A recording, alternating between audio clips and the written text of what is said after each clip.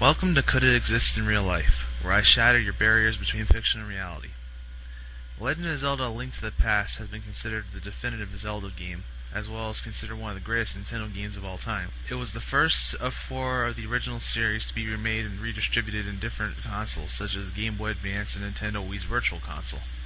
This game holds a special place in my heart because it was the first Zelda game I've ever played in my life. When I was a kid, I seen a trailer for the game and I wanted it. I got it, and I've been hooked on the series ever since. It was only years later that I found out that the trailer was for Ocarina of Time, which I will get to next time. This game, among things, has introduced new aspects.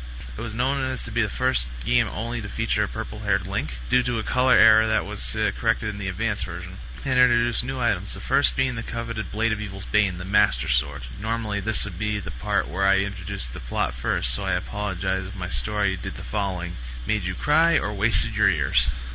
The story begins with a war in Hyrule. The Triforce is now in the Sacred Realm, which used to be open to all to witness, until an asshole named Ganondorf decided to steal it for himself. Since then, the Sacred Realm changed, pouring dark power into Hyrule. Many Hyruleans drawn to that power were never heard from again. The King of Hyrule, yes, we do have a king, the Princess Title Complainer says TFU. Fed up with this, he called upon the seven sages to lock up the Sacred Realm. Ganondorf, anticipating this, sent many monsters into the world to defeat them. At the cost of most of their lives, the sages sealed the gate to the Sacred Realm, and Hyrule was at peace for the umpteenth time. Something about this plot seems kind of familiar. A war between forces of good and evil, but having a source of ultimate power? Nah, it couldn't be a coincidence. My precious! Anyway, during this peace, several disasters happened, such as pestilence and drought. The king thought maybe the seal loosened, but it turned out not to be the case. He offered a reward to anyone who could help solve this problem. A wizard named Aghanim, who I still cannot pronounce the name properly to this day, uses magic to solve his problems. The king not only rewarded him, but offered him a position of power. Little did he know, Aghanim had a sinister plan. Several maidens who were descended from the seven sages had disappeared, and now even the royal guards are under his control. The king is nowhere to be found. Princess Zelda, knowing she would be next, sent a telepathic call to anyone that could hear her. And who better to listen to than Link? However, it seems he's not alone, for his uncle, a recurring theme in Zelda games starting with this is that there's always some guardian looking after Link, arms himself and goes out. He tells Link not to come with him. Link, not one to follow orders, follows his uncle outside, where he receives further telepathic call on how to sneak into the castle. He sneaks in through the sewers and finds his uncle wounded. His uncle instructs him to take the sword and rescue Zelda, which he does in the nick of time too, since it seems Zelda was the last descendant of the seven sages Aghanim needed in order to break the seal. After rescuing Zelda, they discover to their horror the king had been murdered. She tells Link to take her to the sanctuary hidden in the other side of town, accessed by secret passages of the castle. They succeed, and she informs him that in order to beat Aghanim, he needs the Master Sword. Now, you would think this would be easy, right? Wrong. He finds out that he's wanted for murder and kidnapping. Wow, it must suck to be Link. Let's start again. He gets a call for help. His uncle leaves him. His uncle gets killed. He is tasked with killing guards under mind control to rescue a princess. Find out that her father's been murdered as well. He needs help from the most powerful weapon in the world. Kill the villain and at the same time clear his name for crimes he didn't commit. They weren't lying when Nintendo said this was a great game. Now that I've gotten all that out of the way, here's what you've been waiting for. Could it exist in real life? Since many items in the game have already been mentioned in previous entries, there's no need to go through them again. However, there are a few new ones that do deserve mention. Now, the first item I should mention is the tunics. While the color-changed ones existed since the first Zelda game, this one defined a true reason. Each tunic is now able to take a certain amount of damage. The classic green is essentially Link's regular clothes, so he would be more vulnerable to attacks. The red mail reduces the attack damage by a quarter, and the blue mail reduces it by half. Could they exist? Yes. Notice the names of the other two have the name mail in them. The only other mail that has been related to clothing is chainmail, metal loops that link together to form a light armor. This item of clothing was commonly used by knights so they could have a lighter weight protection as opposed to heavy armor plating. The next item is Pegasus boots. These replace the boots in Zelda 2 in terms of crucial footwear equipment. The Pegasus boots allow the wearer to run at great speeds, making them strong enough to knock items off of platforms and break holes in cracked walls.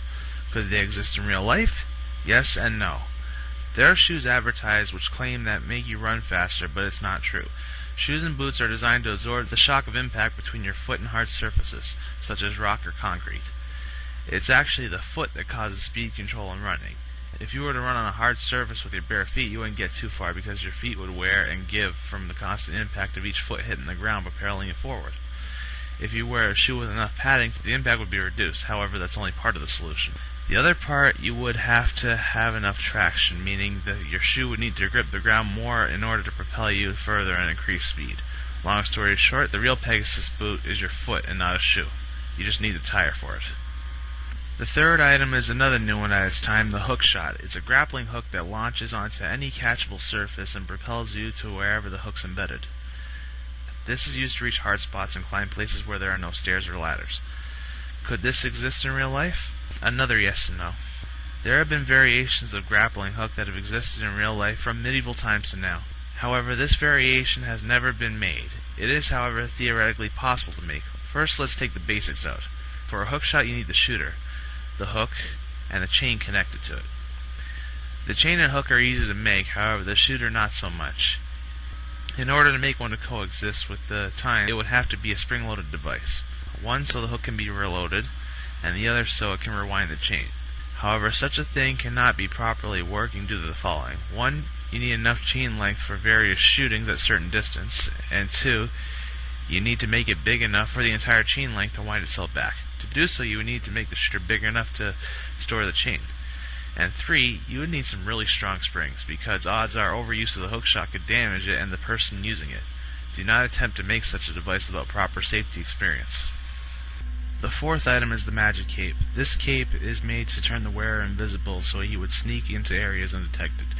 Could this exist? Yes, in fact it's already been made. Before this item, there have been many means of camouflage, be it wearing clothes with the color tones of each environment, or simply gluing grass and leaves to you. However, according to Huffington Post, this particular item bends the light of the surrounding area in order to create the illusion of invisibility. Best part is, it doesn't require batteries or any source of power. Last but not least, we have the Master Sword itself. The sword, among most abilities, can repel, reduce, and destroy any evil that it touches, as demonstrated when Link deflects dark energy balls thrown at him by Aghanim. It's called the Blade of Evil's Bane for that reason alone. Could such an item exist in real life? As mentioned before, I am neutral in terms of magic and other supernaturals. However, I can most certainly tell you that it can exist. As a sword itself, anyone could make one of similar appearance. There have been replicas made and some even used in the North American trailers of the game. However, to truly make a Master Sword, you would need the right blade. Because it's a blade that's supposed to combat all forms of evil, you need to make a blade capable of doing so. The blade itself must be made of a pure metallic substance. Anything that dilutes it with impurities would make the blade worthless in battle against evil. These pure substances can range from iron, lead, copper, gold, and silver. Silver is the most recommended because of both its holy origins and overall appearance of the blade. Next thing is protective spells. It was initially thought that the Triforce engraved on the blade was to honor the creators of the Triforce. However, upon looking at books such as Key of Solomon, I've come to theorize that the possibility that they're also intentionally carved as a protective incantation. While the sword is pure and powerful, it doesn't mean it can't be tempered with. Twice in Link to the Past has the Master Sword been reforged. The first turned into the tempered sword. I can explain that the reddish appearance of the blade is a result of the silver being reinforced with copper, whilst the next time it gets tempered it becomes a golden sword, which is obviously gold. Both metals make the sword more heavier, so it can cause more damage, as well as more powerful in the magical level, since gold and copper are also pured. I've recently looked at the timeline, and it gave me another theory as to why Link to the Past takes place before Zelda 1 and 2. The Master Sword doesn't make an appearance. There are two reasons why I think this is so. 1. Tempering of the blade created the magic sword. 2. After the battle with Ganon, the Master Sword, now the Golden Sword, couldn't be used and was promptly destroyed. Hopefully, though, 1 would be more correct, but that's up to Shigeru. As usual, debate, argue, and let me know what I miss. Stay tuned for more.